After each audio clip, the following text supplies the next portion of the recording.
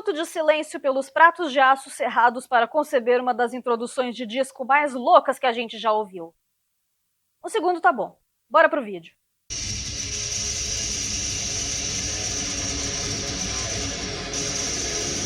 Bem-vindos e bem-vindas a esse microcosmo de rock, metal e cultura em geral. Eu sou Ana Franskowiak, escritora, tradutora, revisora e a nômade cósmica, e 1º de novembro, 40 anos de um dos discos mais influentes e coverizados por bandas mil, de Mayhem a Cradle of Filth.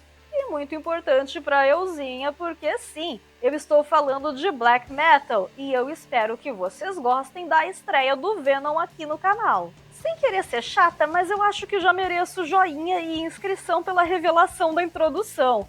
Quanto tempo eu e muita gente aí, eu tenho certeza, ficamos imaginando que diacho de barulho era aquele na introdução da faixa título? Segundo o Cronos, eles literalmente esbanguelaram a motosserra utilizada para obter aquele efeito. Chora, Metal Lucifer! Mas a questão que intriga muita gente até hoje...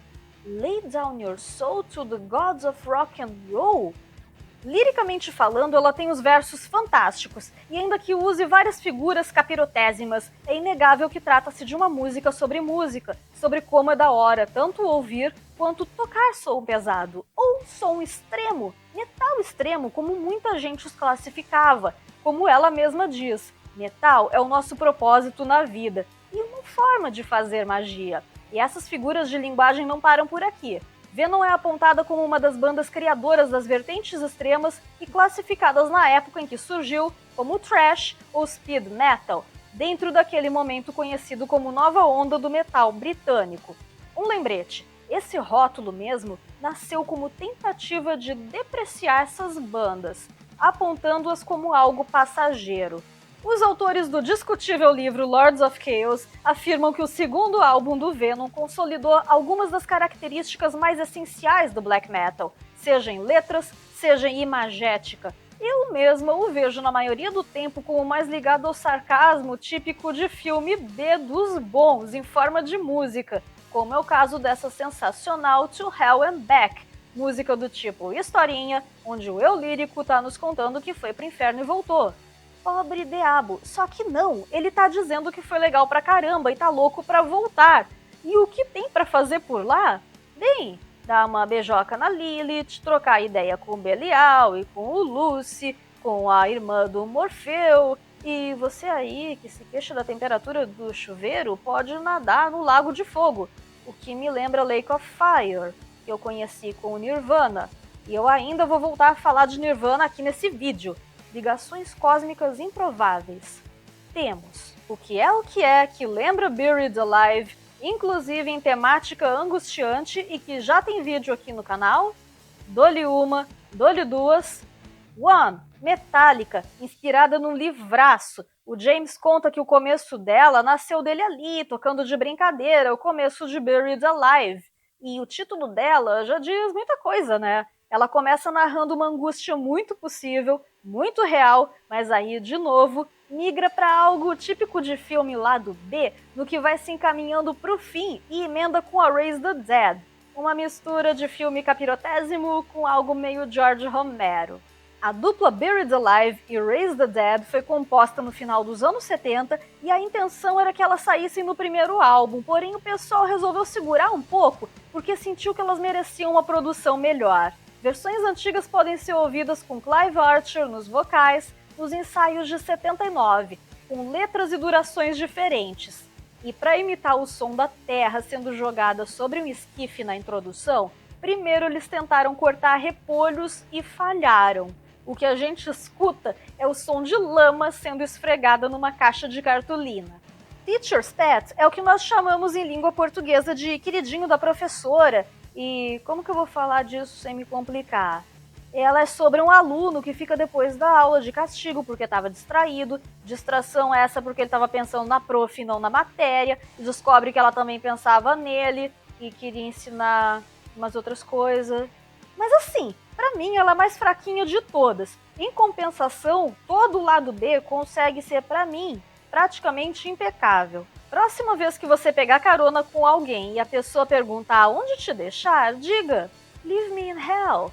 Embora ela pareça que, sei lá, o Cronos abriu meia dúzia de livros de magia e mitologia e foi catando termos aleatórios e montando igual quebra-cabeça, eu consigo ver bastante sentido na simplicidade e até uns lances bem profundos e cabeças sobre a gente não escolher nascer e de repente acordar num inferno real, vulgo aqui. Digam aí o que vocês acham. A capa do disco foi desenhada pelo Cronos em preto e branco e traz o título naquele elemento capaz de unir todas as tribos do metal, a chamada letra gótica, diploma, ou sei lá qual é o nome dela aí pra você nos seus programas de edição de texto e imagem. Nas primeiras cópias, o título era preto sobre preto e em relevo, apenas visível contra a luz, e na contracapa havia os seguintes dizeres: Home Taping is Killing Music, So are Venom. Algo tipo, gravar aquela fitinha marota tá matando a música, e o Venom também. Essas versões também traziam um mini pôster em preto e branco, e o selo da Neat Records, no lado B, variava de cor. Até Elton John e Motorhead têm as suas respectivas Sacrifice, e eu sei que não é sacrifício nenhum você deixar aquele joinha nesse vídeo, caso ainda não tenha deixado. Senão eu vou aí fazer aquilo que essa letra refere. Vou nada, baita mão. Mas deixa o joinha assim mesmo. Quando a gente fala em Heaven's on Fire, você pensa primeiro no Kiss ou no Venom? Eu adoro a do Kiss. Na real, o Animalize inteiro é um dos meus discos favoritos deles. E essa aqui é pra mim uma das melhores do black metal. E o apelido carinhoso que eu dei a ela? Pegadinha do malandro. Por quê? Se liguem só. Você acha que sua alma está bem? Que você viveu no paraíso, então agora que você fica de pé, você quer segurar as mãos do seu mestre. Você acha que sua alma é livre? Olha para cima e me verá, os portões perolados em chamas. Os anjos ouvem a contemplação dos zumbis. O paraíso está em chamas e não há nada que você possa fazer. O paraíso está em chamas e quando você perecer, irá para lá também. E segue outras estrofes incríveis que eu vou deixar para vocês descobrirem. Dando boas-vindas às virgens para viverem uma vida nobre. No castelo conhecido por todos, a esposa infernal do conde. Ela convida as camponesas para a fartura, mas quando a noite chega, ela as priva do seu líquido vital de coloração vermelha que corre em artérias e veias. Sim, a novilíngua chegou a esse nível. Mas vocês me entenderam. Existe um livro incrível de Alejandra Pizarnik abordando a polêmica Elizabeth Bathory e que eu pretendo trazer em outro vídeo futuramente. Por ora, saibam que Countess Bathory nasceu da seguinte forma. Um dia, Abaddon estava atrasado e um dos Rhodes, o Ged Cook, irmão do manager da banda, foi pra bateria e começou a brincar, a tocar de brincadeira ali com o Mantas, de modo que o estilo simples dele foi o que permaneceu. Quanto à abertura da música, ela foi inspirada na música do programa infantil The Magic Roundabout. E não é só isso. Anos adiante, Cronos trabalharia com Dave Grohl no seu projeto metal, o Probot, e perguntou na caruda, vem cá, e aquela abertura da Smells Like Teen Spirit? Qual é dela? E o Dave não respondeu. E tão controversas quanto essa condessa húngara são as bruxas, cujo nome em inglês, witch, deriva do adjetivo wit, sábia, conforme eu aprendi no livro Mulheres que Correm com os Lobos de Clarissa Pinkola Estés, e sobre o qual eu cheguei a gravar vídeo.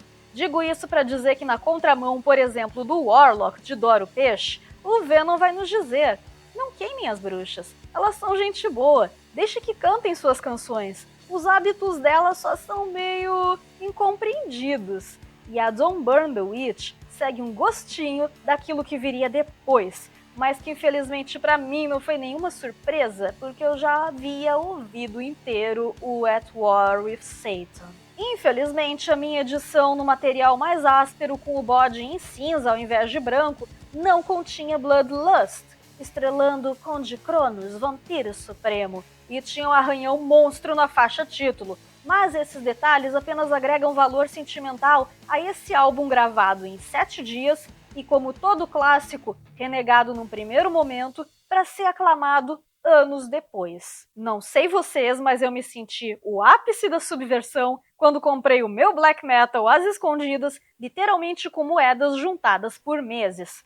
Normalmente eu ando e defeco para listinhas do tipo melhores álbuns da Casa do Carvalho, mas eu me vejo obrigada a concordar com o Robert Dimery, autor de 1001 álbuns para você ouvir antes de ir para a terra do pé junto, quando ele diz o seguinte: Black metal é a paródia perfeita que chocou pais, mães e a crítica. Somente um número reduzido poderia ter imaginado que ele criaria uma verdadeira e obscura contracultura. Eu espero que vocês tenham apreciado a conta-gotas esse veneninho que eu trouxe aqui hoje. Digam o que pensam dele, inscrevam-se no canal e do widzenia!